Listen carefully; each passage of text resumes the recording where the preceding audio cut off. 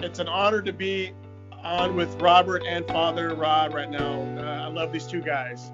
So this is a very special day for me. It's great. Likewise, Erik, honor to be with you two guys also. Yeah. And I'll repeat that one more time. Obviously, these two co-administrators are great men. Great men. Yeah, as I said, Robert, the dream team actually get together.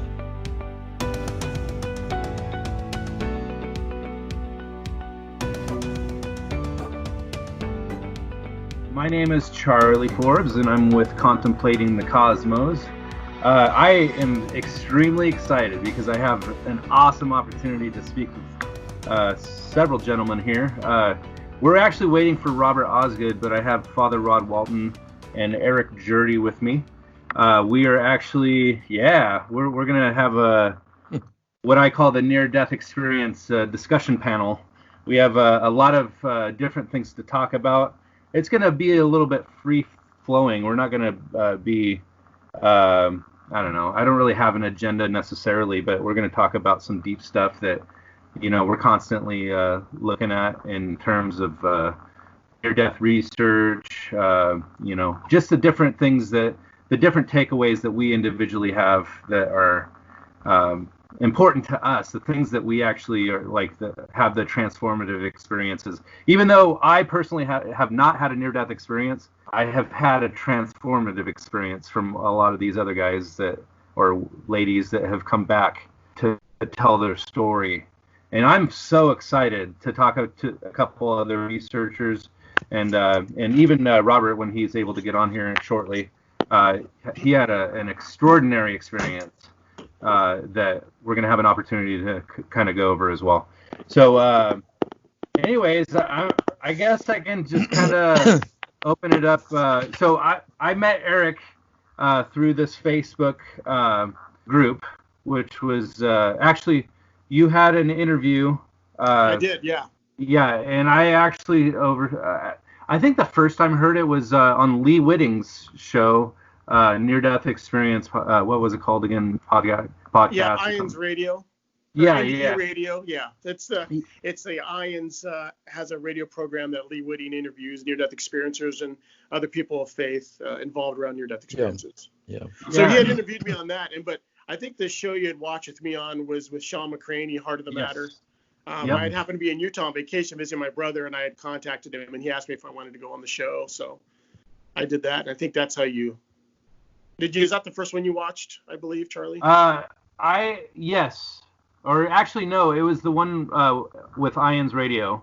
Okay. I listened to first, and then he made reference to the one you had with Sean McCraney, so I went over and checked it out. And long story short, I'm like, I gotta get Erik. I gotta talk to this guy because I feel like he has a lot of insight. And anyways, I reached out to you through your Facebook group, and just wouldn't you know it, I met Fr Rod Walton over there, and that we put all that behind us, and we're like good friends now. So great friends. Yeah, that's the place to be, Absolutely. Yeah. So as we try to iron out a few technical difficulties, we're trying to get Robert to join in here.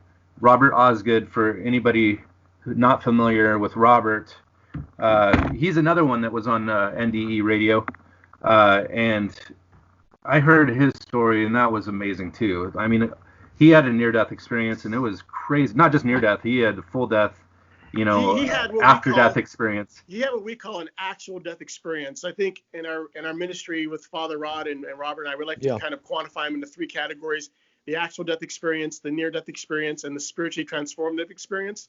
And Robert had the actual death experience. He was biologically dead. And had an amazing spiritual experience and came back. If you just ever listen to one ADE or NDE in your life, I would recommend Robert Osgood. It is absolutely amazing, and and what he's actually said on Ian's Radio with Lee Whitting is just the tip of the iceberg. Believe me, it's just incredible.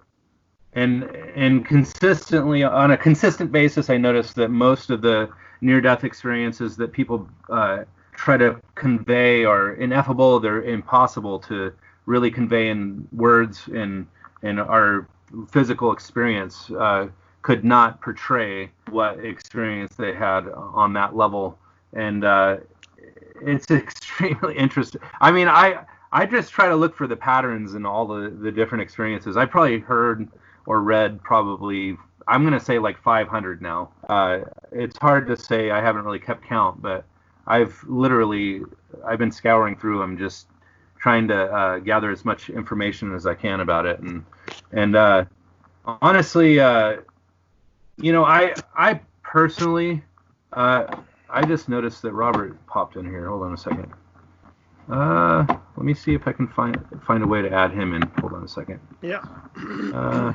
Oh, here we go. Let's see if I can add him in here. Oh, Robert, are you there? I see that. Oh, maybe not. I think it's calling potentially. Hold on. It says that he is being called right now. Okay. So, anyways, so we're trying to get Robert on here, and I see that he is connecting here. Let's see. Sorry, guys. Hopefully he's able. His internet's not acting up anymore. But, anyways, Father Rod. So I had you on here.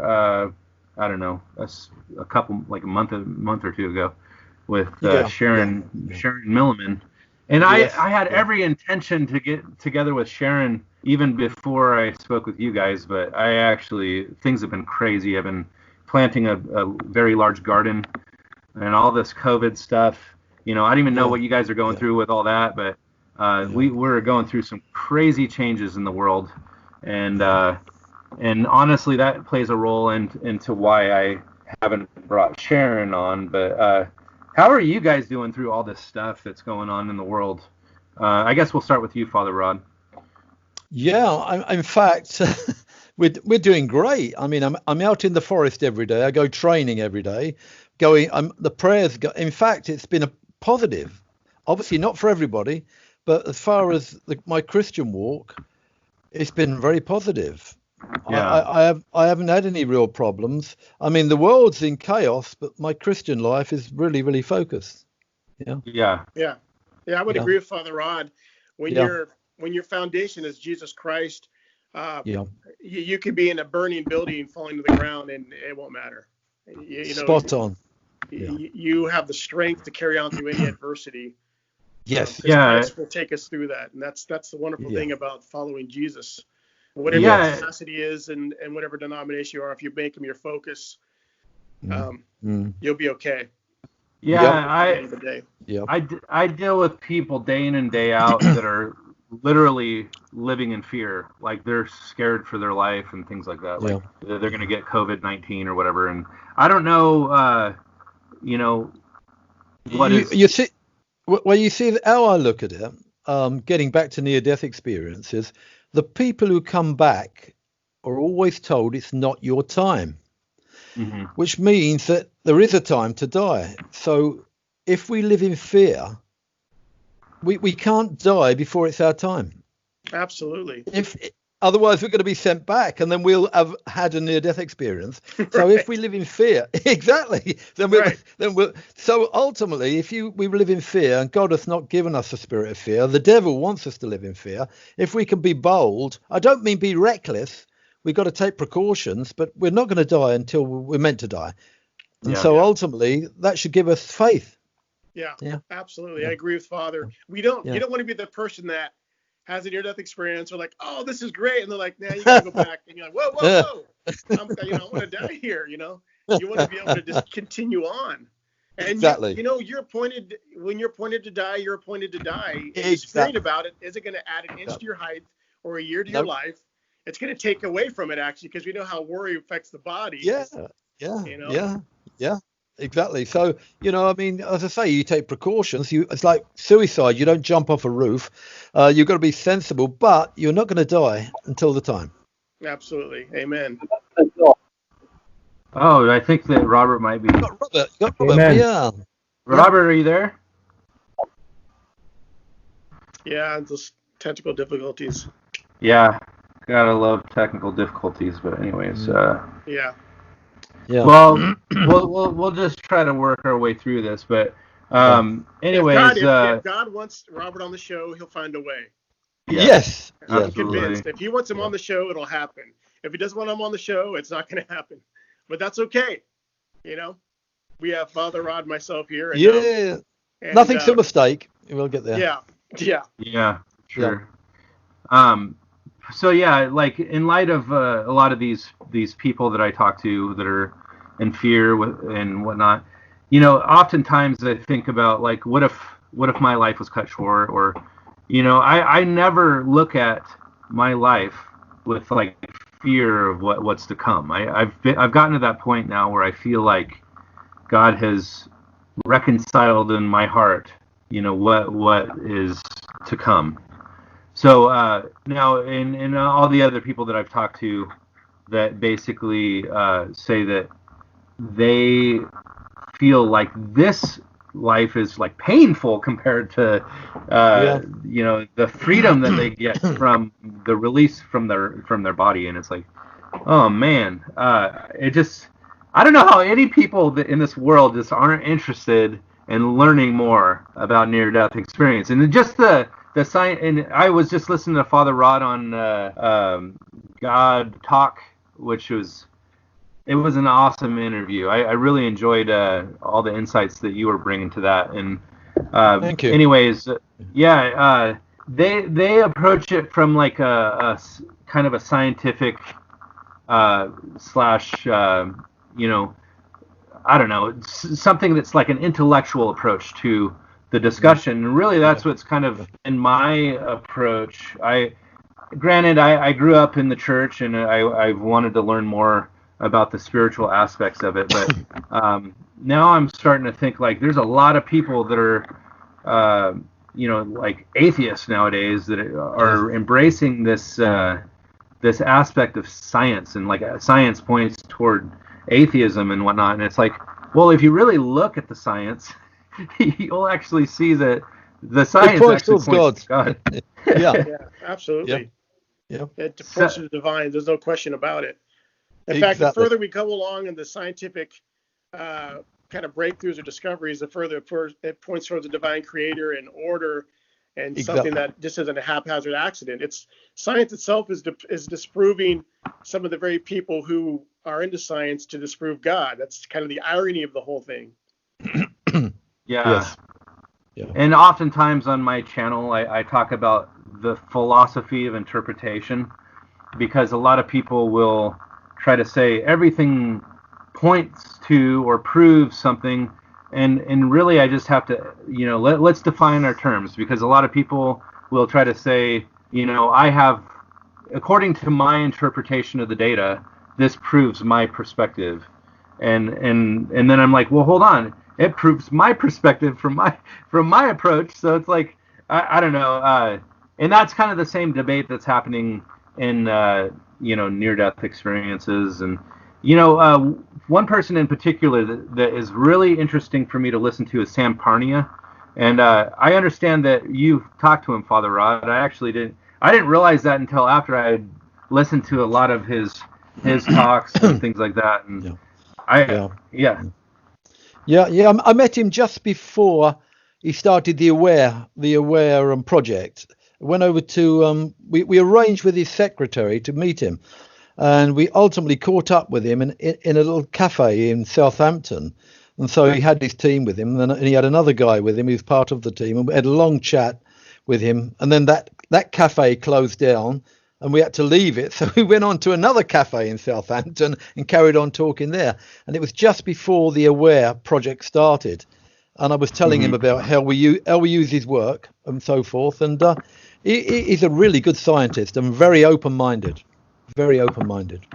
Yeah, I mean, some of the cool things about the Aware study that I noticed are like he puts images that are above eye level. Yeah. So Yes. like if there's a body hovering over their, or if there's someone in their spirit form hovering over their body, they can actually see these images. And it's weird how, you know, they out of these out of body experiences that people are having, they will explain. And one of my favorite stories is Pam Reynolds, because she is a very, very detailed, description of what was happening around her body. And then she goes on to have a very spiritual experience and meeting her uncle and whatnot. But it's crazy, I don't know how people can dismiss out-of-body experiences as being all in the brain, because, like how can your brain perceive something that is outside of it, outside of the body? You know what I'm saying? So you've got blind people. I mean, blind people who are born blind, they only dream in taste, smell, touch, and sound. So there's no way that they can perceive, because their eye's not working. They are actually seeing whilst they're clinically dead, and when they're resuscitated, they're going back to blind. It's madness. It's obvious that exactly. They can't talk their way out of it. They can deny it, but there's no answer. It's like I spoke to someone not so long ago about the Pam Reynolds case, which you're talking about, and the evidence is so strong. And the person said to me, "Oh, that's Stone Age." That I said, but the evidence isn't Stone Age. It's the same thing. But they're wriggling. They don't want to change the worldview. Yeah. I don't know. It's like oftentimes when I put out videos, and I try to make these little short documentaries and stuff, and people will say, within the first 5 minutes, I'm convinced that you're a retard. And I'm like, well, hold on, you didn't even hear what I had to say past 5 minutes, so how are you drawing your conclusion? But that's a lot of, people have these knee-jerk, feelings because they don't want to do a full investigation. They're not really interested in the outcome. They're interested in confirmation bias, which I mean, I admit that I wanted to validate my faith approaching a lot of this stuff, but what I found in trying to research these things, I've learned that my approach has a small piece of the pie. It doesn't have the full pie. There's like so much more information out there that people are just not aware of. I don't think God is the God of one little sect of Christianity. I think God is the God of humanity and everything. So, it kind of made God even more, vast, in my opinion, because even though God is a personal God and a loving God, I feel like he didn't limit himself to one people, I guess you could say. I don't know if that makes if you agree with me on that or not. To kind of address your issue, as followers of Christ or Christian, or however you like to, think of yourself as someone who loves Jesus and tries to follow him in his footsteps, we take to heart that the scripture that says we walk by faith. We don't walk by certainty as empirical certainty like the humanistic world does. We walk by faith, and by that faith we are certain of the convictions of our heart. But we walk by faith first. That's part of the experience of life, is building that faith, having trust. So we don't walk by the empirical certainty necessarily of the humanistic world. We have faith in God. We have faith that Jesus Christ lived on earth, died, and rose. We have faith in all those things, and that faith helps build a character within us to then be able to have qualities in our life that can help us find the answers the doubts that we have. The humanists want certainty about every single question. They want to have certainty without any sort of doubt. They would have all the answers right now. If they don't have them all, they're just going to disregard everything. But that's not even a smart scientific way to think of things, right? You have to take things in steps. You have to take things in increments. And that's what faith is. It's an incremental growth of the Spirit. Yeah. There's that saying, the opposite of faith is not doubt. The opposite of faith is certainty. And I don't mean certainty in the positive way. I meant certainty in the kind of the humanistic empirical way. Yeah. Yeah. Gosh, I keep thinking of. Sorry, I'm still trying to communicate with Robert on our Facebook, but yeah. So I approach this from an intellectual perspective. Almost to appeal to the people that are more interested in the intellectual approach. Yet I feel like after listening to Andrew Silverman, he was saying how it's almost like he's drawing people to how spirituality is almost like something that isn't supernatural. It's more of just something we don't understand on a physical level. I would agree with that, but it's still supernatural. But you have to remember, where we're couching everything now, it's couched in terms of there's the scientists, there's the people of faith, there's the this and the that. Instead of everything really is integrated, if you think about it. Yes. We put everything into like these different categories, but ultimately it is all integrated. We can I agree. Together, like for people who've had near-death experiences, they see the bigger picture. They see the integration. Some of the stuff that. So for those of who are listening aren't aware, we are connected through Jesus and near-death experiences. That's what it's called, right? On the. So we have a Facebook group ministry called Jesus and the Near-Death Experience, which is really trying to make the marriage between the near-death experience and Jesus and the scriptures and and even science, and we're marrying it all together into a whole, one that we think is very important, especially in today's age. To have the modern church, regardless of your denomination, be able to coalesce near-death experiences with the biblical teachings, even with science, and have them come together as a whole, because they really work as a whole.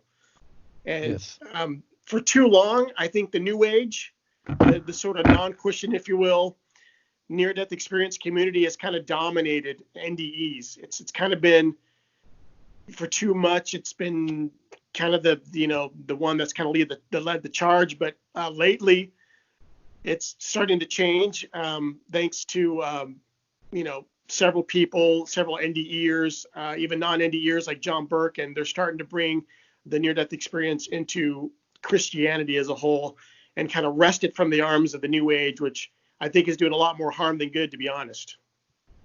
I agree. Yeah. I agree. Yeah. One Here's pattern. The problem with the New Age too. And I say this, I'm not saying this like a little problem, but Jesus is the problem with the New Age. He's the 800-pound gorilla, because you have to address the issue of Jesus and near-death experiences. You cannot just dismiss it. And I think a lot of the New Age is they try to dismiss Jesus as just an enlightened master, or as just a really smart or nice guy in our history. They really try to downplay his significance, and they try to take away from the NDEs, the NDEers who experienced him, and say, hey, look, he says he's the Son of God. He says who he says he's in the scriptures. And I think they try to rationalize that away. And I think it's a cause of consternation for them. But you can't wish away Jesus and near-death experiences. And it's a real problem, I think, for the New Age community, or when I say the New Age community, I mean any sort of near-death experience group or what have you that isn't Jesus focused or doesn't put Jesus as their focus. And I'm not saying there's anything wrong with not obviously having a near-death experience without Jesus. Most don't. Most near-death experiences, you will not see Jesus Christ. But what I am saying is, you can't relegate Jesus to the status of just like a common person or a mere prophet. No. If you're going to if you're going to acknowledge a near-death experience, you have to acknowledge the near-death experiences that have Jesus in them, where Jesus says who he says he is. And remember, near-death experience is an experience with God the Father, and with Jesus, God can have no shadow in him. So if you're going to say that there's a near-death experience, which is light, love, and truth, you can on the flip side say, well, Jesus is just a nice guy from the past 2,000 years ago. There can't be any deception in God.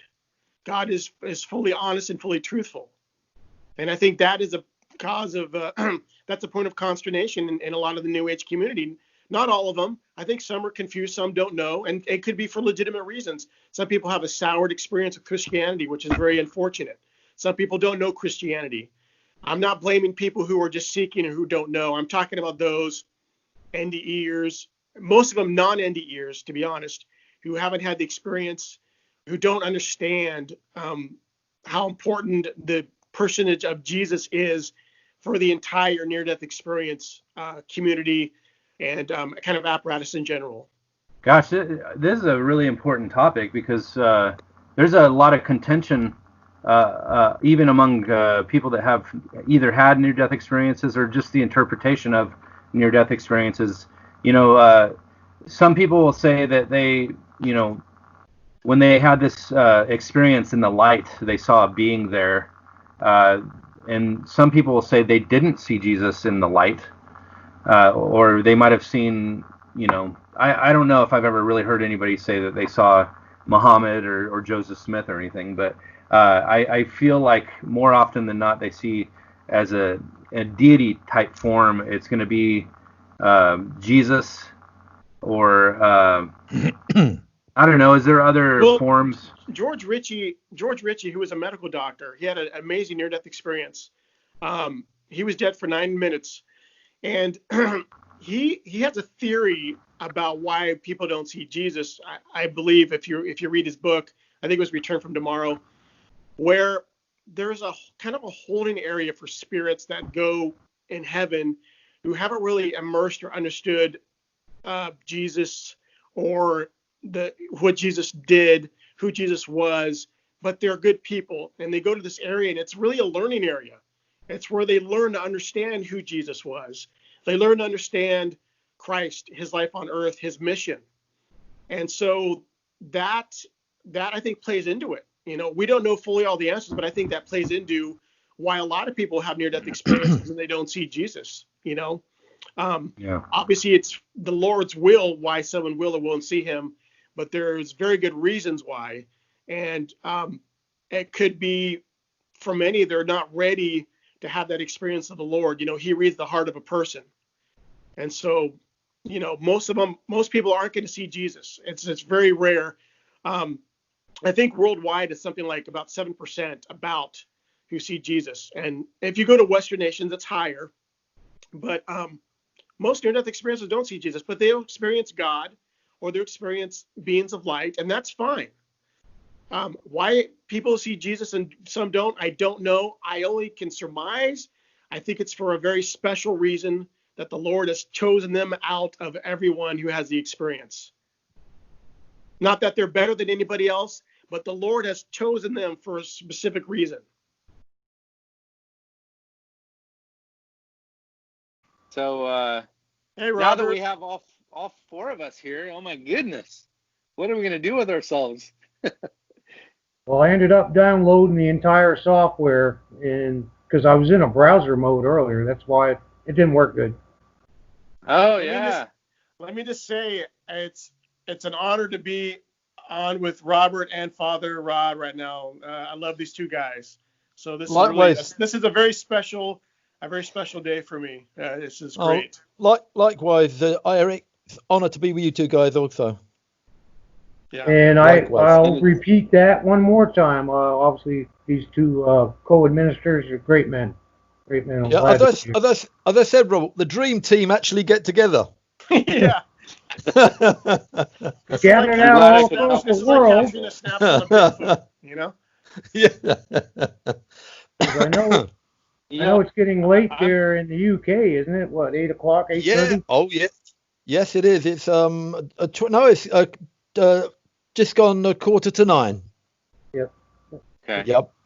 That's that Yeah, 5-hour difference between Yes. here on the East Coast. Yep. And I think Charlie's, what, another hour behind that, or 2? I'm 2 hours behind. It's 2 hours. Yeah.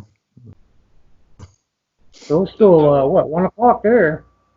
He's probably just had lunch. Yeah, we just rolled out of bed, I thought. My wife made me lunch, but I was like, I'm not hungry yet, so I'll eat it afterwards probably. And I don't know if you guys can hear me okay. I feel like maybe it's hard to hear me. I can hear you. Okay. Yeah, I can hear you. The last time I did Skype on my cell phone, it didn't turn out very well. So, but I'm recording it nonetheless. So, I wanted to, and I apologize for all the technical difficulties, Robert.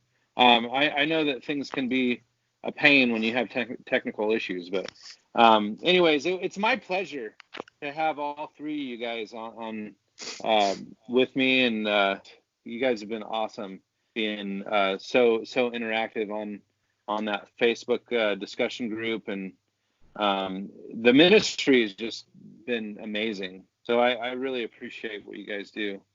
Now, Robert, since we're able to get you on here, I was hoping maybe we could. So I'm planning on sharing this on my YouTube channel, and if you're interested in maybe giving a little bit about yourself as far as your background and what it is that you're doing. I mean, you had an experience that not everybody can say that. And I don't know if you want to give a little bit of your background on that. On the experiences or background? Yeah. Or your experience, or maybe a little bit about yourself, just in general is fine. Well, myself, I'm a simple man. That's me in a nutshell. Yeah. Don't let him give you that. Yeah, he's a wonderful man. Wonderful man. He's humble former too. master electrician, now medically retired, and I'm on a different mission, obviously now. So it's been Amen. We talk about life changes, a majorly life-changing set of experiences for me. I struggle to get around, but I don't let that stop me. And sometimes I'm not as slow as fixing the computers because I just can't move as fast as I used to. Yeah. But obviously, I use the plural term experiences because I did die more than once. And the problem was separating one experience from another. So I gave up on that, and I just let them all blend together now. It was all within the same week. That much I know for sure. And it might even been during the same day. I can't tell you because I was not here at the time. So, I mean, Yeah. and that has set up a stage of the last 7.5 years of a distortion in time for me to this day. I still am not comfortable with time. And I know you guys all have jobs and places you need to be at certain times. Time is very important for you. And for me, like on my medical appointments, and interviews, stuff like that, time is also very important. But I don't have a job, so I don't look at my watch. This is a heart tracker, actually, I'm wearing. I don't look at it much. It really doesn't matter to me what the time is. I've kind of lost it all blends together. I can't even tell you what day it is until I look at the calendar. I really can't. And my wife keeps changing around the calendar, so that doesn't help much. She already had this month's calendar in June during the last week of May because she likes to start marking up the next month. And I kept turning to that thinking it was this month. And that's how easy it is to mess me up on time. Obviously, I can tell right now it's daytime here in the Northeast. Beautiful sunny day. I'm sitting across from the church. Our house is right across the street from a church that's been empty now for the past couple months because of the COVID. All their services are online, and I just feel like I'm in a different place looking out at that parking lot. on a Sunday, which is normally packed, and seeing it empty. A recording crew does come in during the service. I mean, they actually, film it in the church and then put it online. And starting next week, supposedly, main churches are going to be opening up under strict guidelines. And that's good because so many people, I'm sure Father Walton's seeing this in England. I know here in the United States, they're turning to the church in droves, actually. People true. that never used to go are now seeing the calling to worship God, to go to church. So everybody's hoping that the churches will be able to open back up. They're having drive-in churches, everything they get to accommodate the people that want to be at a house of worship. And I know we're seeing it online, obviously, even at our site. And, on multiple sites I go to, I'm seeing it. People want that church to open up fast here in the United States. So I'm sure it's that way in the United Kingdom, is it not, Father?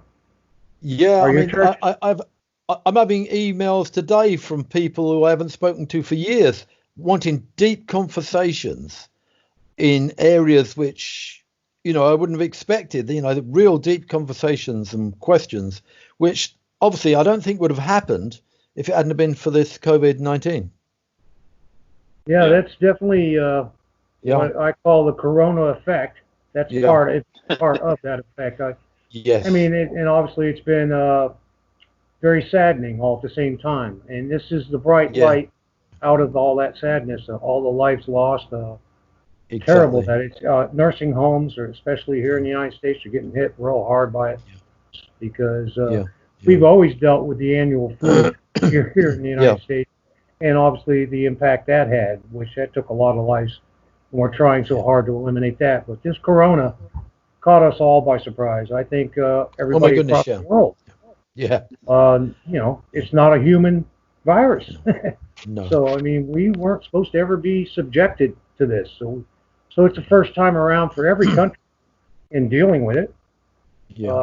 And we're just doing the best here in the States to keep it minimal. And the churches all say, well, we understand safety. We can safely open our church back to the public. We will respect the 6-foot clearance. We will wear face cloths and masks, whatever. But that's going to limit, because these churches normally will hold anywhere from 100, 200 some odd people. So they're going to have to have multiple services. So they're trying to adapt now. They're trying to set up all the ways they're going to do it, because not the inspiration, I guess the determination is there. All the pastors all across this area that I've spoken with, they can't wait to open the church back up. It's what they've done all their lives, or for an awful long time. And they want to be back in that. And if I could just interrupt real quick, Robert, having people be able to listen to your near-death experience testimony with Lee Whitting on YouTube and Ions Radio has been such a boon for people, especially during this kind of dark time in America, as far as the pandemic and riots and other, all sorts of things going on. Your testimony is just probably lit up so many souls, and it's that fuel we need as we're being separated out of our churches right now. Your type of experience, your ADE, as I call it, your actual death experience, where you were with Jesus, and people just need that now more than ever. And I'm just blessed that you were able to share that with the world. And that's really, I think, as people listen to it and other NDEs, has been such a godsend for us now, since we are separated from the body in a lot of ways for several months. And as we're trying to get back together, it's just been the shot in the arm that we all need. So it's just been a blessing to have your experience with Jesus, our Lord and Savior. If I could tell anybody who's listening, please, I know, Robert, you may get upset. Listen to Robert's ADE on YouTube, Robert Osgood, with Lee Whitting. It's amazing. It's wonderful. And it's just the tip of the iceberg. But if you want inspiration, if you want to cultivate your relationship with Jesus, if you want to grow your faith, his ADE is just amazing. I've never heard anything like it in my life, and I could listen to it a million times in a row. So wasn't it a 4-part? I'm trying to remember if it had like. There's 4 interviews. Yeah.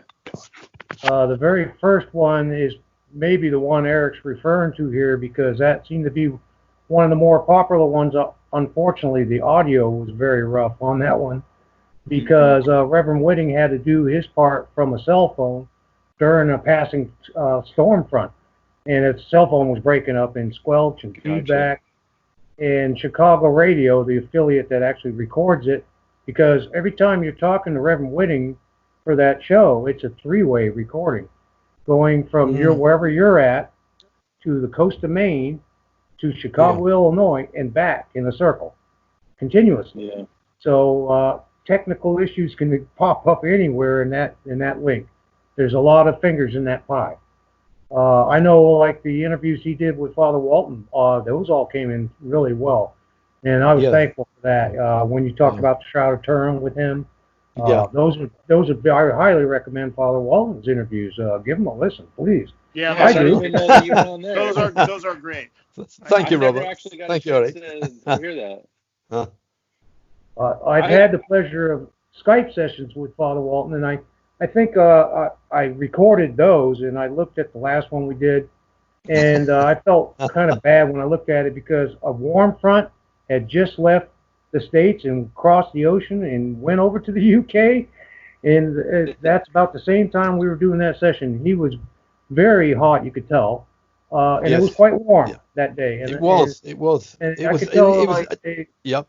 They still had to tend to the horses. They had things, and he said, well, the horses and the dogs. Here. And I just kept on rambling, And now that I played the video back, I said, oh, my, what have I done? I should have let this gentleman go. Yeah, you were great. Apologize, Father. You were great. You were great. No problem. Robert's a great love talking conversationalist. to the man. I really do. Oh, you guys are awesome. He had said several times before that session that we were looking forward to the chance to be able to do it again, and I look forward to the next chance we're able to do it. Likewise. And Erik, now we're about to all link up again. Hey. Yeah. Yep. This is a really special day because not only is it the three of us together, but as Father Rod and I talked earlier, and I talked to Robert on chat, is that it's Pentecost Day, the day we celebrate where Jesus poured out his Holy Spirit on his apostles. Yes. And so I don't believe in coincidences. I believe in spiritual synchronicities, and Robert's really helped me be more aware of that. And when you look at these small things like that, you may think, oh, it's a coincidence or this or that, but I absolutely think there's a spiritual hand in all these things. Even if it's just like having an interview with the three of us for the first time eating together, falling on a special religious holiday called Pentecost, which is Pentecost comes from the Greek Pentecoste, which means 50th. So it's the 50th day after Jesus' Passover. And so it's a special day for us all to be together. And I'm glad to be with my two brothers in Christ. And as we build the ministry there on Facebook, it's growing. And it's just, Charlie, these two guys are amazing. You're with some big hitters right here. I know. I feel like Robert and Father Rod. I mean, I'm definitely Erik. in your guys' shadow. I mean, I'm trying my best to be involved in all this. And honestly, I'm kind of coming at it from a different angle. I have my YouTube channel, and I'm trying to, reach out and get people aware of what's happening with near-death experiences and just spiritual experiences in general. Honestly, I kind of look at this time like it's tribulation. So we are entering into the Great Tribulation or something. And granted, it may not be the Great Tribulation according to the Bible, but any kind of tribulation is a transformative experience. And just like a near-death experience, if you're going through trials and tribulations, you're going to have a transformative experience. And I guess, and that's kind of where I'm thinking, like, in a lot of ways, like, how are we processing through all this during this time? And are we turning to God? And that's exactly what I think it's for, is so that we can turn back to God. And, Yes. So, I mean, I'm very humbled to be in the presence of you guys, even though we're not like next to each other. We're, across the world in fellowship. We're all on one screen. You know, Yeah. It's amazing that we're in this group, and it sounds kind of, how can I say this? When you're talking to Robert, think about this. When you're talking to Robert, you're talking to a man, and you got to let this sink in, who died, he was with Jesus, and now he's back talking to you. I mean, let that sink in. That is amazing. Absolutely amazing. Yes. Now you're talking to a man who died in his spirit, was with our Lord and Savior, and has come back, and he can tell you about it. I mean, just just thinking about that just makes makes my heart sing, makes my spirit leap. But it's such a wonderful experience, you know. And I'm glad to know Robert and Father Rod, and that with Robert's experience and his wisdom and Father Rod's wisdom, we've brought this ministry together, and it's such an amazing powerhouse. And these gentlemen just bring so much to it and made it so rich. And we're hoping that we can just bless the world with it, you know, Charlie, and do our best to serve Jesus, because that's who our master is. That's who our Lord and Savior is Jesus Christ. Yeah. Robert, Amen. what's your goal as far as like, I mean, I've spoken to several people on interviews that had near-death experiences, and honestly, you know, I kind of gather that, you know, love is really the whole thing. We're trying to, you know, learn how to humble ourselves and, you know, love I mean, Howard Storm said, love the one you're with. That's the goal. So I don't know if you have like a specific goal with your ministry or whatever you're doing after the experience that you had. Well, it's a daily event for me. Everywhere I go, I share bits of my testimony. A lot of the locals have gotten to know me, so they'll see me in a store or whatever, and they come over and they got questions. And if I have an answer, because there's some questions I've been asked, I say, I have no answer for you there. And I could make something up, but that is not my way. If it's not true, I'm not going to tell you. You know, I'll say, well, I don't have anything. You know, of course I could have stuck something in there. You know, but if you ever catch me doing that, then it's not me. You know, and Erik knows that well. Robert has pure integrity. I can vouch for that. He is a man who's completely honest, and he says what he means, and he means what he says, and he's got incredible integrity. I absolutely concur with that. I insist on it. You know, I mean, my wife will be the first to tell you I'm a stickler for honesty. And when people are lying to me and they know that they're lying, that's what I find saddening, is when someone intentionally stands right in front of you and lies, knowing fair well, obviously, that they're lying, yet they do it. And I can't do that. I just cannot do it. And I've been that way for far too long to start lying now. You know, it's like, it goes against everything I believe in. Why would I want to do that? And there's been times where perhaps, you know, like I mentioned in the wedding interviews, where maybe a fabrication would have served me a lot better than the truth, you know, because everybody will run into that circumstance. Well, I should have said something else there, but instead I stuck with the truth. And in small ways, it didn't always serve me well. You know, it's like, whoa, I wish I, you know, had something else to say, but I'm sorry, I've got to tell you the truth, and this is the truth. And I ended up paying the price. But I mean, that's life in general. I mean, it can't always be 100% positive, especially in your young and foolish years. And I had my share of young and foolish years back in the 60s and 70s. And I'd kind of like it to stay there. And I've learned from it. I made more than my share of mistakes, and I learned from every one of them the hard way. And so my goal, especially I work with around a lot of younger children here and there, is to keep them from making those same mistakes. You know, learn from these mistakes, don't repeat them. And sometimes that's been effective, and sometimes it's not. You know, the younger people are going to do what they're going to do, but you can try to be an influence, and at least a positive influence in their life. And I have had some success in that, and you can't win them all. You know, I try so hard. And they go out and make the mistake or whatever. Either way, and it's like, well, you know, what else can you do? We're all like the prodigal son, right? We all will fall away, but keep running back into the arms of the Lord. I love every second I get a chance to be here with you gentlemen, but can I take a pause for a restroom break? Yes, Sure, sir. go for it. Okay. So I'll go blank here just for a moment. Thank you. We'll still be here. We'll still be Yeah, here. I'll have to take a pause. I've got the dog's chicken cooking. I can smell it, so I'll have to take it out the oven. So if I could kill two birds with one stone there, is that okay? Yeah, a little intermission is fine. Yeah. Yes. Be right back. I'm doing okay for the time being. I don't know about you, Eric, but I'm doing good. I mean, it's amazing. It's amazing, Charlie.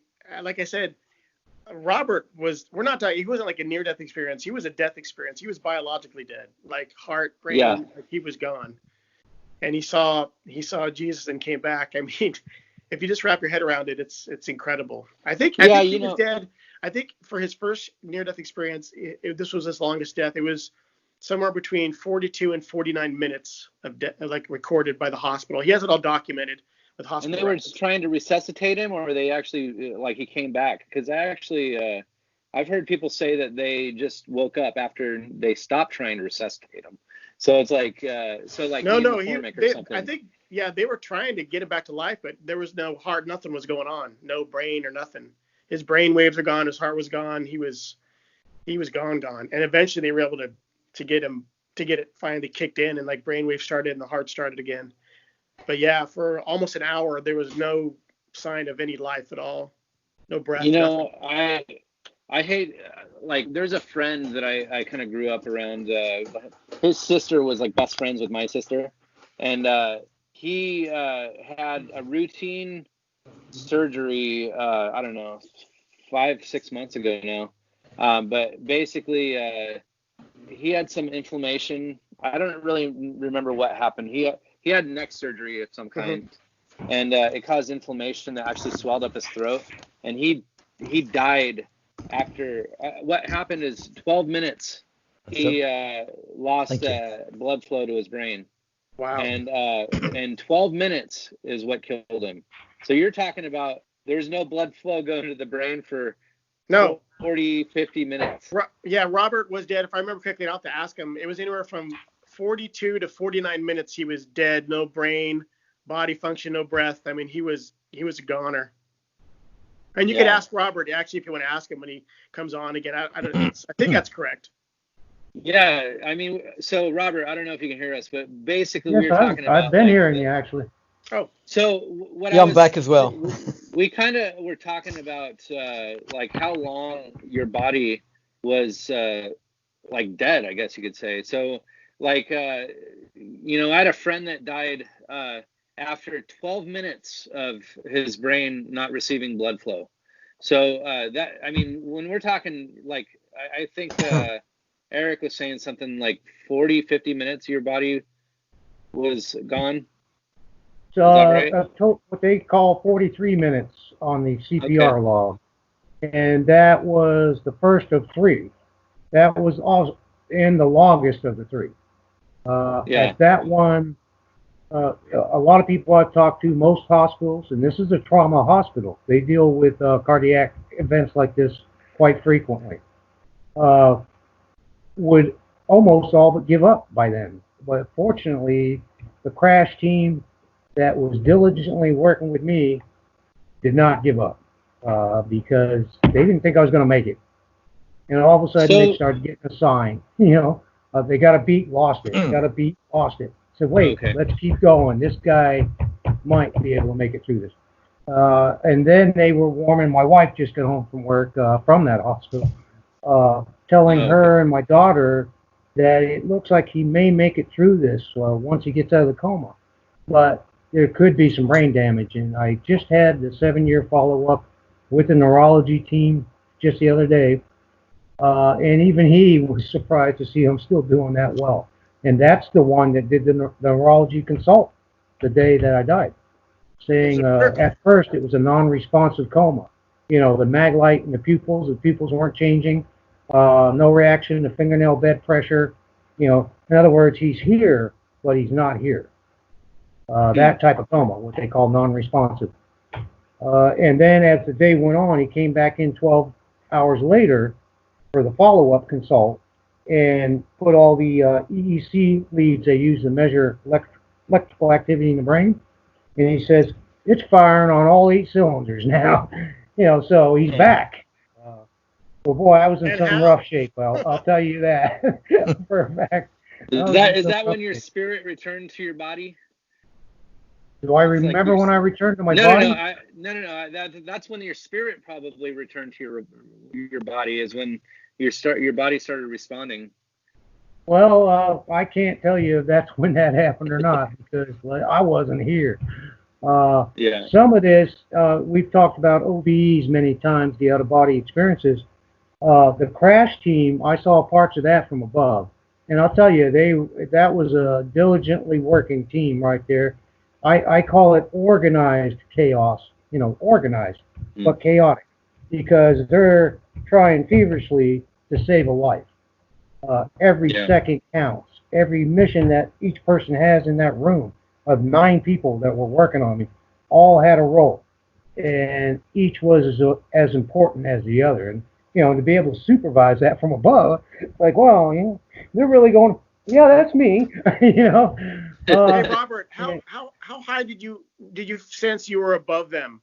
Were you like near the ceiling, or were you close, or?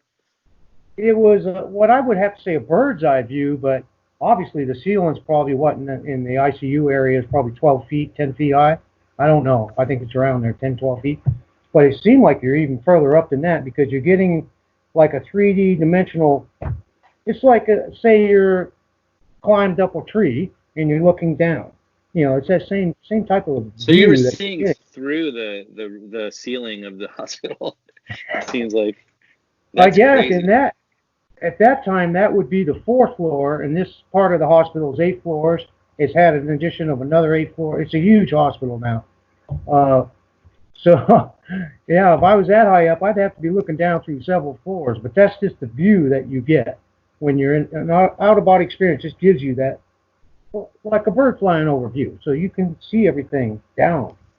It's not like I can see you guys, face to face.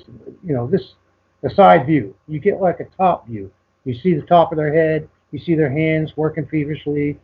You see them getting out the defib pads. Clear. You see all that activity. And now, Robert, you have recognized yourself, didn't you? I mean, you knew what was going on. Oh, I knew I was dead. You can't be dead and not realize you're dead. Because you end up seeing yourself. People that have been in, an accident, whatever the situation, whether it's a heart attack, cardiac arrest, once you leave that body, you see yourself and you're aware, wait a minute, that's me. It's kind of shocking, no doubt about it, very shocking. What was your emotional reaction as you were looking down at the crash team working on you?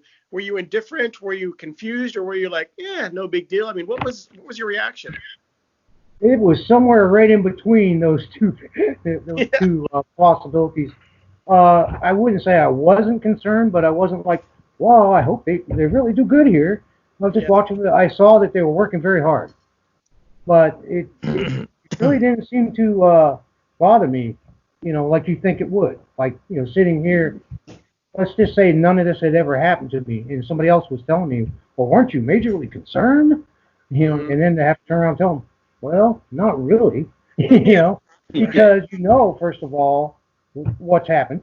You've got a team working very hard. You just have to have faith. That's where faith comes in. And then you go from there, from the OBE into the experience. And then you're in good hands. Amen. It's like, that's very calming. In fact, very overwhelmingly calming. I mean, it's 7.5 years later, I'm still overwhelmed by it. Especially when people get talking locally, and I have to go back into it, and it overwhelms me all over again, and it is such a blessing, unquestionably, no doubt about it. And then you get people asking, well, why you? I said, why me? I still have that question, why me? And why all of them? I mean, because Lee Whitting likes to say, you were chosen. And I said, well, then Lee, if I was chosen, then every single one of us were chosen, all the NDs, all of them. They all came back. They're all chosen. Yeah. So I said, don't say you're chosen, say we are chosen. And that was the only way I could handle that title. I said, we're all chosen. And Robert, just and you don't have to go into detail, but if you just for the sake of the listeners, when from the point of vantage where you were watching yourself being worked on, what happened after that before you started to transition into going into, as we would say, heaven or whatnot? Like what led up to that, or what happened after? What diverted your attention from the crash team? If you could just touch on that just for a moment. What diverted my attention? Yeah, like I'm talking about from the crash team to going into like the next point in your experience. Like what happened after? Like what did something catch your attention, like a light out of the side of your eye, or did you? I mean, what happened after that?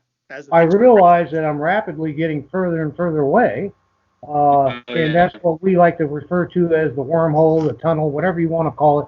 I don't know what you could physically call this.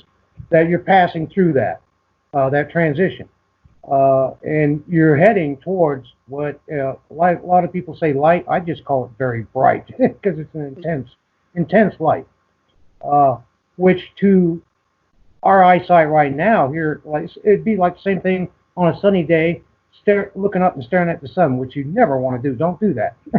No. Obviously, that causes extensive damage to the cornea, the iris. But that's the kind of light that you're heading into, and it's not bothering you, which is weird. And it's intensely bright, and it's like, man, that should be hurting. And it's not. You're actually more or less calmed by it, at ease. And that's kind of, when I look back at it, I said, wow, that should have bothered me, because I'm a master electrician. I install bright lighting a lot in my past, and bright light has always bothered me. Whoa, it's kind of bright. And it wasn't bothering me at all. And now to this day, it doesn't bother me anymore. But I know better than to go outside on this clear sunny day and look up at the sun. I know better. Right. But I mean, it's not bothering me. I welcome the light. That's different. And that's a change, a more subtle type of change. Because how many changes did you go through? And I said, how much time do we have? Is that the kind of changes? And I'm still figuring out some of the changes. My wife, who's just got home, will tell you, Lee said, does Tammy notice you changed? Did she ever talk to you about the changes? And I said, pretty much every day, Yeah. Because you just come back, you look at life totally different. I know I sure do. My faith has changed. Everything has changed. Sadly, my physical condition's taken a negative change. But oh well, hey, I can still get around. I still got a heartbeat, and I still get a pulse. And I thank God every day for that. When I first wake in the morning, I thank God for letting me see another day, another chance to make it a better day, somehow, some way. As I told Eric, I have a calling, like many have, to join the Grace Evangelical Seminary here and become a pastor myself. As we know, many have. Some were formerly atheists that are now pastors from a near-death experience. It has that kind of power on the person that experienced it, and then people around them, as you mentioned earlier. It can be very uplifting. I know when I accidentally, I guess you could say, gave out my email address, I wasn't expecting this many emails. I figured, I might get a couple hundred, maybe 1,000 or two. And as Eric knows, it went well over 100,000 last year. It's probably on its way, and I quit counting them and adding them up in the folders in Gmail. But it's got to be, approaching 250,000 emails and since counting. those 4 interviews. Yeah, and counting. Wow.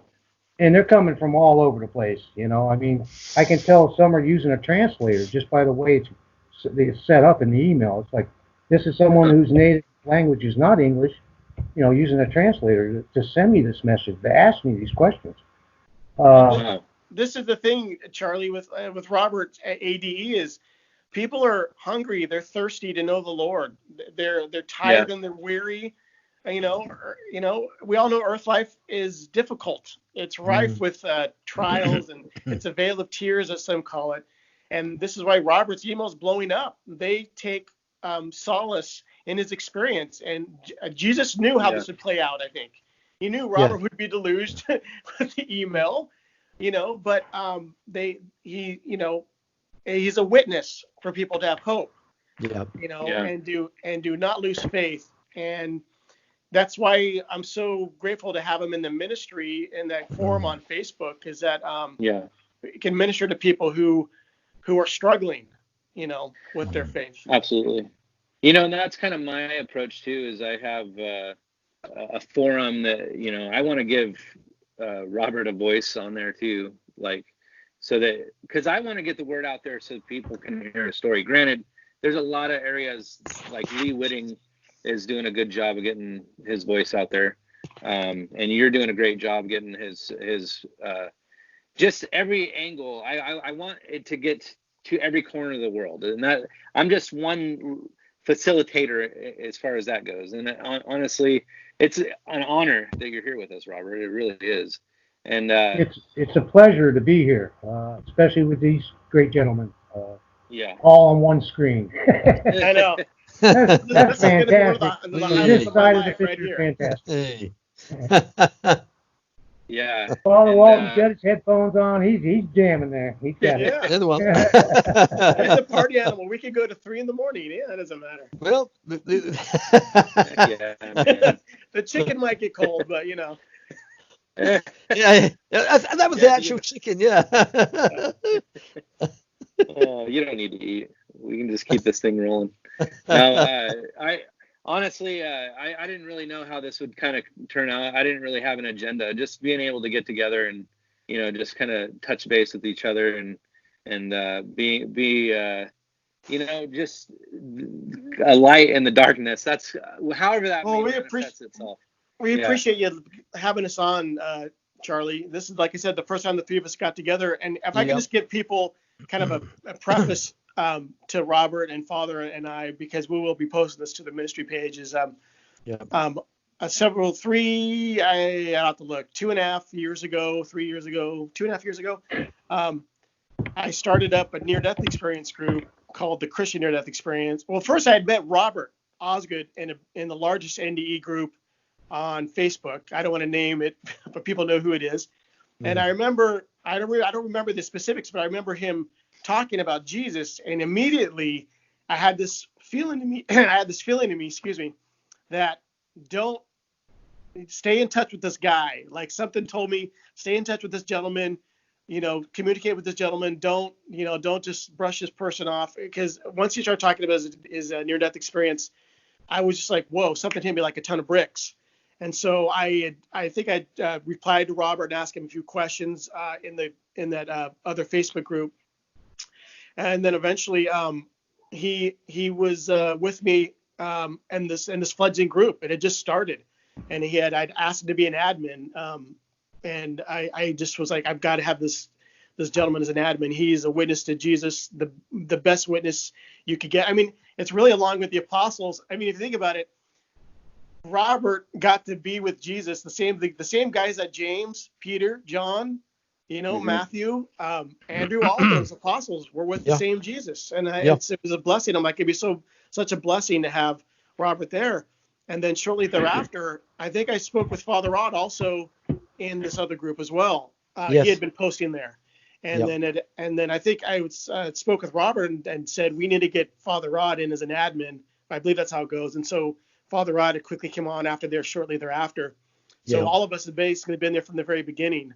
Yeah. And it's been just a wonderful relationship. And even though we haven't talked much directly, it seems like our communication is so clear with one another, even if we're just chatting or Skyping between a few people. It seems like the Lord is really directing and giving us an impetus to bring together such a great group. Yep. And so I'm just blessed to have them both with me, but I just think every day how the miracle of his hand and everything, and just having me meet Fr Rod and Robert, and it's just nothing short of a miracle, if you ask me. And so to our listeners, that's how it started. From the very beginning, the Lord brought us all together to start up this ministry where we can bring near-death experiences like Robert's and others, and Sharon Milliman and others together for people who also love the Lord and know the Lord is real, and know that Jesus was a real person and still exists, and how we can intuit that into our churches and into the body of Christ, and harmoniously, and realize that you can be a Christian, you can follow Jesus, and you can realize that near-death experiences are also very real experiences. They should be called real death experiences, And that's what this ministry is doing and continue to do, and I pray for its growth and guidance, and these two have been great for that. And so we welcome anybody who is seeking out the Lord and seeking truth And we don't have all the answers ourselves, but we're certainly doing our best to try to, seek them out. And having Robert, having had the experience, and Father Rod being a man of the cloth, that really brings a great group of people together who are able to tackle all the questions from the different vantage points that people may have. Yes, yeah. This is what I like about it. It's, as I said earlier on, before Robert joined us, it's not complicated. The message is straight down the middle. Whereas a lot of groups, which you can find out there, they're all over the place, and you can go on there and come away very muddled. But we know where we're at here, and Jesus is at the top, and no one's going to say we can't mention him. That is lovely. Absolutely. Yeah. Yeah. Yeah. I can say that I've kind of approached this from an intellectual standpoint, and spiritually as well. I mean, granted, I've definitely, I seek truth in general, but I always want to hear other people's perspectives. So I branch out to other groups as well, because I want to hear kind of why they draw their conclusions or whatever.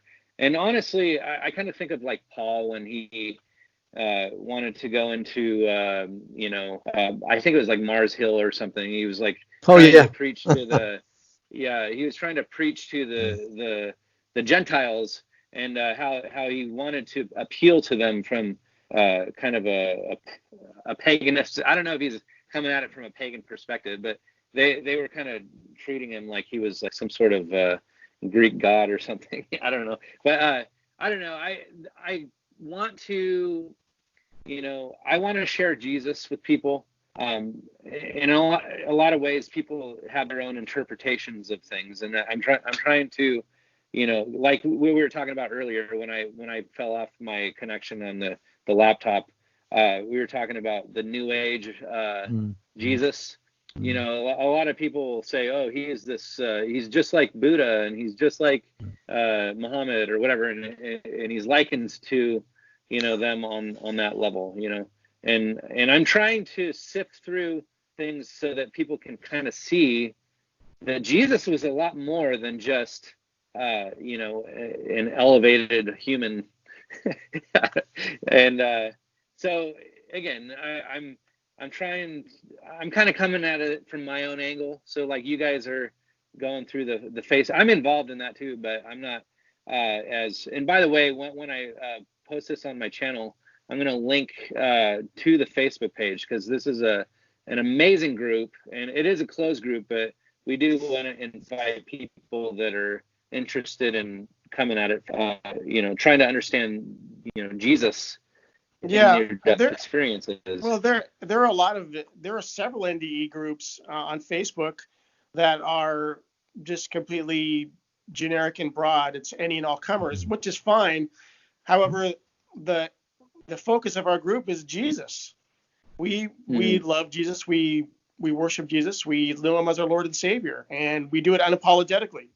Yes. And we don't just accept near-death experiences that have Jesus. We accept legit near-death experiences that don't have Jesus, but our focus is Jesus Christ. And so if that's something where seekers want to come to know him more, if they don't know him, they're welcome to come check it out. We're trying to seek out people who really desire to know Jesus, whether it's a fledgling starting to know, or whether they've known Jesus their whole life, but people who love and care for Jesus. If you're someone who is antagonistic or looking to pick a fight or whatever, you're probably best served going to another near-death experience group. We don't tolerate Jesus being blasphemed or put down or being insulted.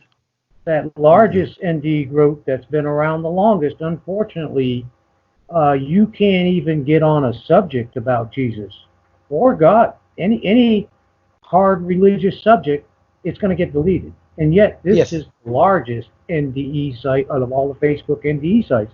And we all know which group I'm talking about. We were all members there at one time. I'm still a member because I have an awful lot of good people that I know that are members of that site.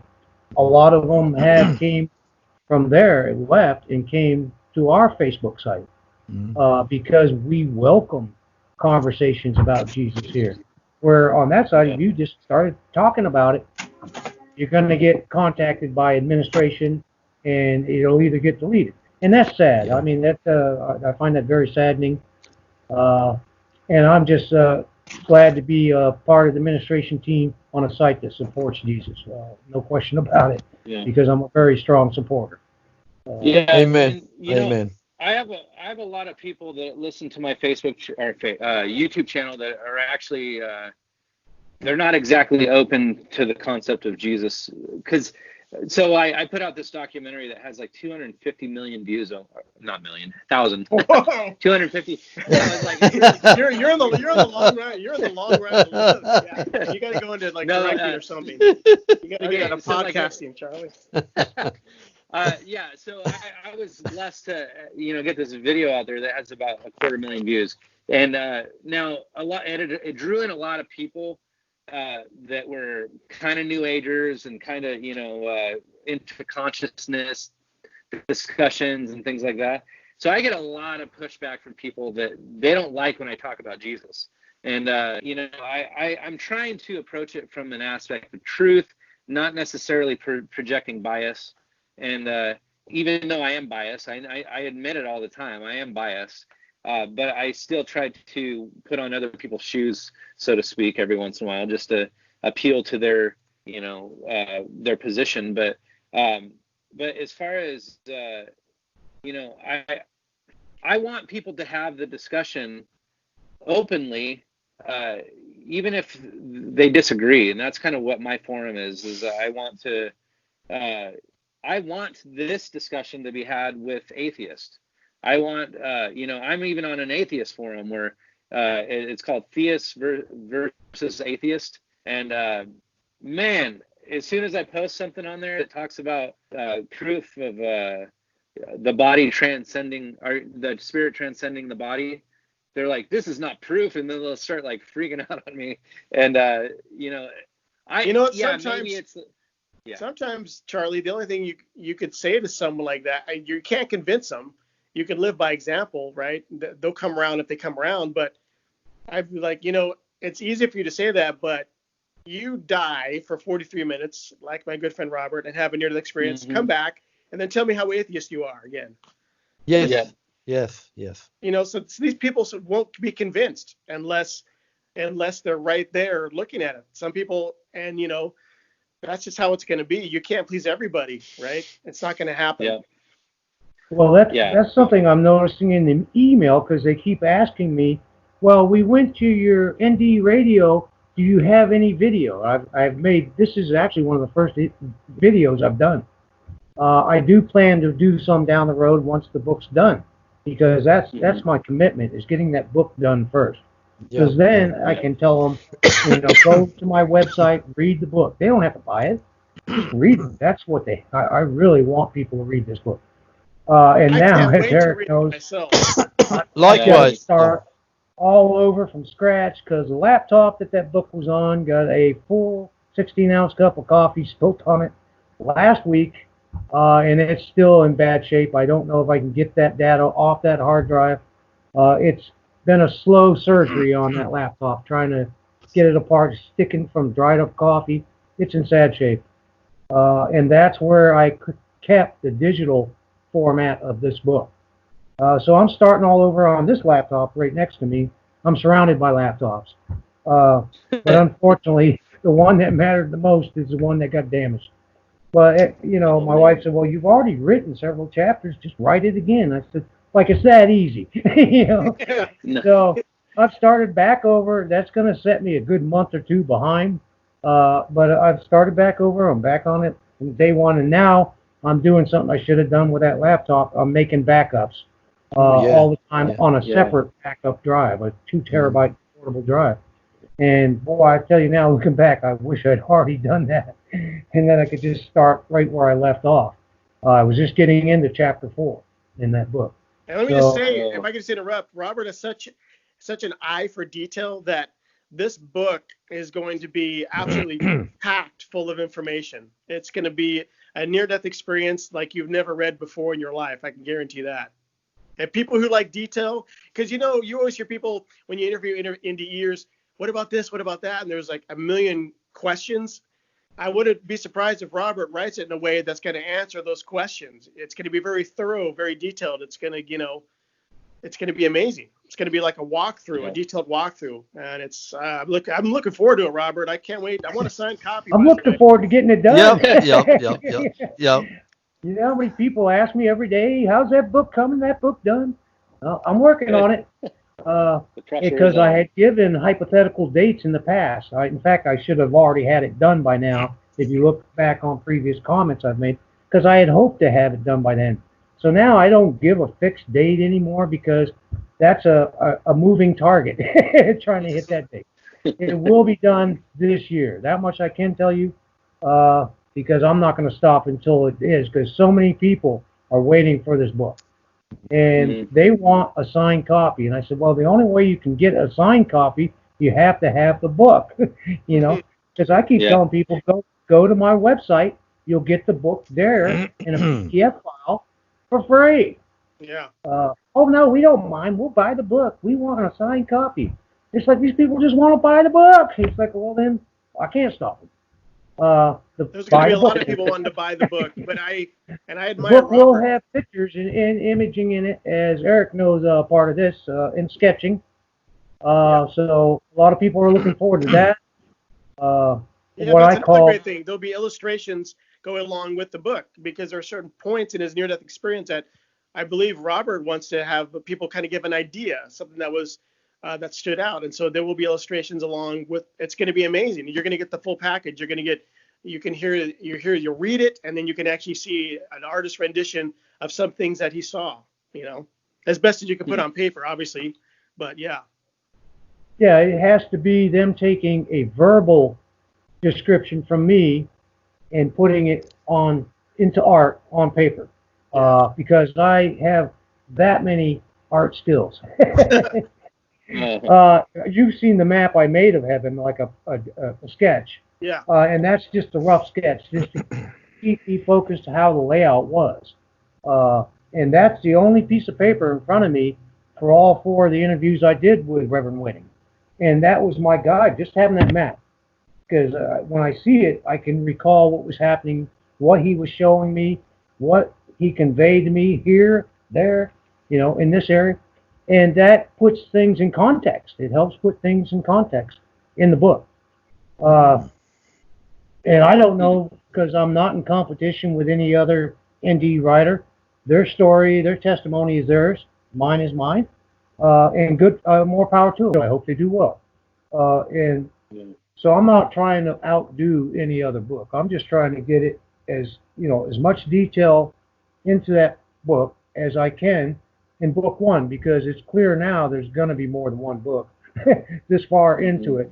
There's no way I'm going to get all this jam-packed into one book. I'm going to have to break it down. I don't know if I'll take maybe Howard's approach and have 6 or 7 books. No, I don't think I'm going to be doing that. But there's going to be at least 2, if not 3 books. If I'm here long enough to finish all of them, I don't know. That's my plan. I hope you're still here. And the more that I've worked on book 1, it's becoming clear there's a book 2. There's a follow-up book. Because I've gotten some parts already written and down, and that I'm content with what I've written there. But I said, whoa, wait a minute, I left this out. Well, that's going to have to be in the next book now. Because, once you set it out for, once Reverend Whitting's done his editing, my daughter's proofread it, and it's ready for publication, that's it. You can't change it then. It's gone. It's getting published. Right. So that's why I'm saying there's a book 2, because I've already realized some stuff that, so I left that out, and that was important. That should have been right in there. So it's going to be in book 2. And the more that I process it, in reflection, and I take myself back into those experiences, the more I'm recalling, why did this happen this way? Why was this shown to me? And how it made me feel, and how I sensed he felt showing this with me. Because what I don't hear a lot of NDers mentioning is they're talking so much about how their experience impacted them.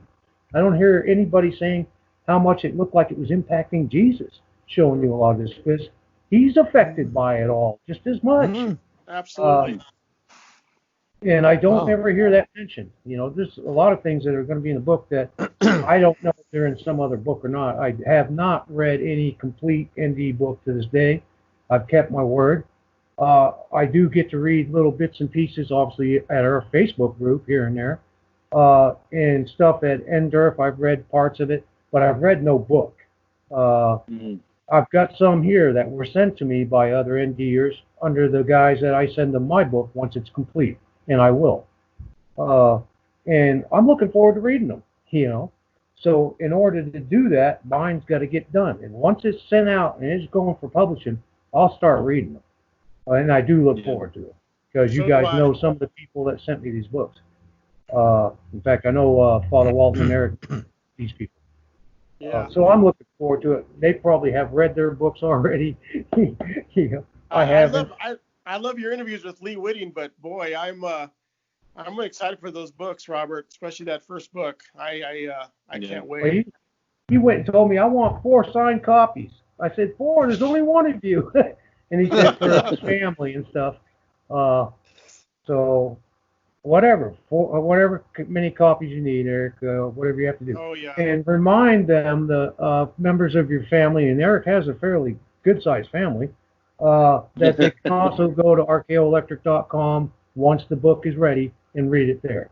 The PDF version. It's kind of like a streamlined version of the book. Yeah. That's awesome. Raw PDF.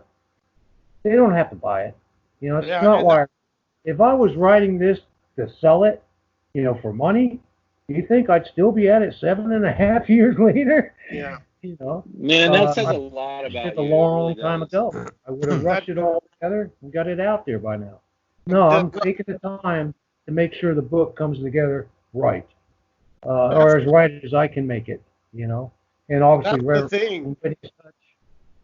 That's the thing, Robert, is that he's so humble. He's willing to just put out there for free, like Jesus said, "By the fruits we shall know them." He's not just seeking for the TV interviews and the glitz and the glam. I think, unfortunately, as we all know, there's a lot of the indie community that's self-promotion, and it's about pushing, book sales and this and that. And it's okay if you want to sell a book, but there's some people, the way it's done, it's just very cringeworthy. And Robert is saying, look, I believe in this near-death experience so much, and the message, and it's so special to me and to Jesus that he's going to share with the world free of charge. Because what did Jesus say? What you do to the least of these, you do to me. Robert sees the big picture. But I guarantee you, even with that free copy on his website, this book's going to sell a lot in print. Big time. Yeah. Well, big time. Yeah. That's what Reverend Winning seems to think. I think Father Walton has said something to the words of the effect of masterpiece. That remains to be seen. I'm not trying to write the New York Times bestseller. I'm not trying to write the masterpiece. I'm trying to write an accurate and detailed book about those experiences. And it'll do what it does. The book will do what it does. I suspect it will sell well, but I don't know how well it's going to do. I have no idea.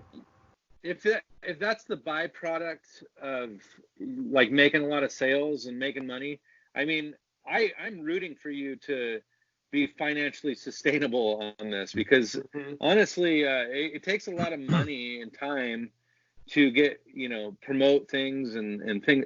I mean, honestly, and even if you did get a lot of money, you're probably going to give a bunch of it away. I don't know. I mean, with that kind of mentality, it seems to me like you're a very giving person. So I can think of a rescue over in the UK that I'd be donating to. Robert, you're a gentleman. Might have a clue on that one.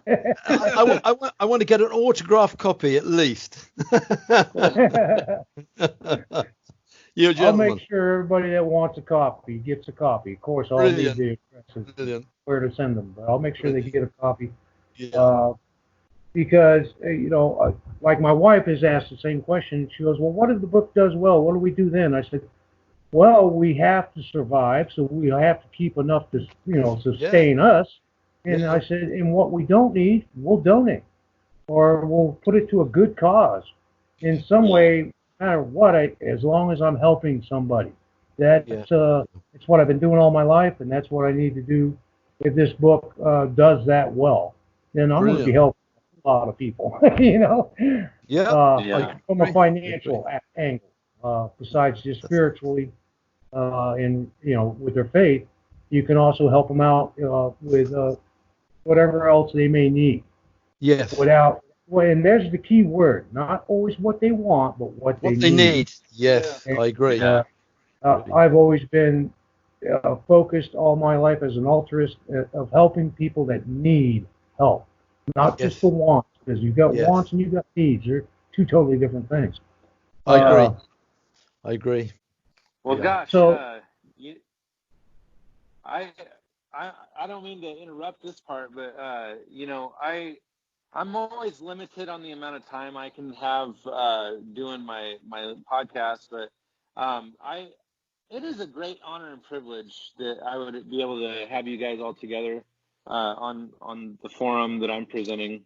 And honestly, I'm probably going to cut this recording short here within 10 minutes probably. And I wanted to, even if I stop recording, you can keep talking, because apparently you don't need me on there to keep talking. Anyways, it's been a venture to try to figure this stuff out without technical difficulties. But anyways, it's been great. It's really been great. Yeah, it's been great. It has been. It has really been awesome. Yeah. And Robert, I appreciate you. We are very excited about the book that's coming, or the multiple books, or whatever. And we've been truly blessed by your story that you've presented to the world. And honestly, it is my goal to share your story to the world. I want to, not just your story, but I'm a seeker of truth. I want to present truth. Seek ye first the kingdom of God. That I consider Jesus the way, the truth, and the life. And so seeking first God's kingdom is my goal, and ultimately truth will prevail, even if it's held to the fire. I actually feel like scrutinizing different positions and whatnot is kind of my goal, and truth will prevail. And anyways, but I don't know if any one of you guys want to kind of give any of your closing statements or whatever, if there's anything you want to share for my listeners before we close out. I don't know, Father Rod, is there anything that you have on your mind? Or well, something went on my mind just now when Robert mentioned it. Someone said it was a masterpiece. Am I correct, Robert? That was you. Oh, was it? Yeah. Well, I think it will be. I think it's going to be the master's piece. Amen. Yeah. Yeah. That's a good one. I've had some emailers that they say, like, I know you followed NDEs for decades now. Yeah. Obviously, Lee Whitting's got a doctorate degree in NDE studies. He's been following thousands of them. Yes. And this person, I'll remain nameless at this moment because I don't have their permission to use their name, said it's going to set the gold standard. And I said, how can I answer that question? I don't know if it's going to set a gold standard, but they seem to think so. They know me well. They've heard a lot of my testimony. They said that's going to set the new standard for the NDE books. I said, I'm coming into the NDE books after there's already thousands of them out there on the markets and what have you. How am I going to suddenly set a gold standard so late in the game? When you for this time. Perhaps for this time, Robert, there's a time in history where there's going to be a great sorting, and I think perhaps you could be the man. I agree with that. Yeah. Well, I don't know if I'm that man. I do know I'm a simple man who gives 100% into everything he does. And that's all you even want. In this condition. Yep. But I mean, God doesn't want intellectuals. He wants, as you say, and I know you're not a simple man, but he wants simplicity, as we've said. Like the site that we're on, we keep it simple. It's uncomplicated, and I think the message of Jesus never was complicated. No, that's the beauty of it. That exactly. Yeah. God resists the proud and gives grace to the humble. Yes. Amen. Yes. Yes. Yes. That's a good one. Yeah. Yes. And I just like to say, to close it up, first of all, thanks so much, Charlie, for letting us all come together. This was, I really appreciate it. Yes. And thank you for doing that for us and being patient with all this stuff. And it's been a blessed Pentecost day. I'll never forget this. My two brothers, Robert and Father Rod, coming all three of us together. And anybody who's listening, if you are seeking Jesus, if you're seeking truth, if you're looking to have a salve for your heart and build your faith, come on over and check us out. It's Jesus and the Near-Death Experience. We're on Facebook. Come on over, and there are a few questions we just ask people to answer, just so we can sift out the wheat from the tare, so to speak. But come on over, build your faith. We can pray for you. We'll do our best to minister for you. We can answer questions if you'd like, and help you in any way that we can. And we welcome you with open arms, certainly, and bring you closer to Jesus. Yes. Yeah. Amen. I'll put Amen. I'll put a link in the description for anybody that just wants to link over to that. But again, gentlemen, I'm going to stop the recording here. You can keep talking if you want, because I think you can keep talking here. So, but, I would love to, do some future Skype interviews and discussions, and we should do this maybe on a semi-regular basis. Maybe when you, Robert, when your book comes out, we can do a little promotional get-together again. Well, I've already got a stack of interviews basically waiting on that, because everybody, I've been contacted for a lot of interviews. And I said, only after the book's done. This is the only exception I've made. You're looking at the exception. Wow. So because thank you, Robert. Thank you. I want to close the month of May out on a positive note, and being here with these great gentlemen is a positive note. And everything we've discussed, and what our site itself is hoping to do as a ministry, is to bring people to Jesus, help them get to understand Jesus better through us. Yes. And hopefully strengthen their faith, because I can tell you that experience took my faith to a whole new level. To me. Yeah. And that's a post I make quite often. My faith goes from believing that God can to knowing that He will. And that is a quantum. Yes. Faith. Amen. And that's how my faith changed before my event and after. So yes, did it impact me big time? And I was always a devoted Christian before that, so you can imagine the change at that level, and that's the impact that NDs can have on people looking for that. And there's an awful lot of people looking for that, and Father Walton, I'm sure, is also seeing a lot of that himself. People reaching out, seeking, wanting answers. And we don't have all the answers. Only a fool would make such a claim. But by golly, I got some. And that's about it. I don't have quite a few. Read the book. Read the book. Read the book. Listen to the what a pleasure it is being here with you three gentlemen. And I guess Charlie is going to put this link on our ND site, correct? Yeah. Okay. So all the members get to see all three administrators all at the same time from across the world. That's amazing. Take the best care, Father Walton, Erik, and Charlie. I love you all. Love you too, Robert. God bless you. I'm going to sign off. God bless. God bless. All right. We'll see you.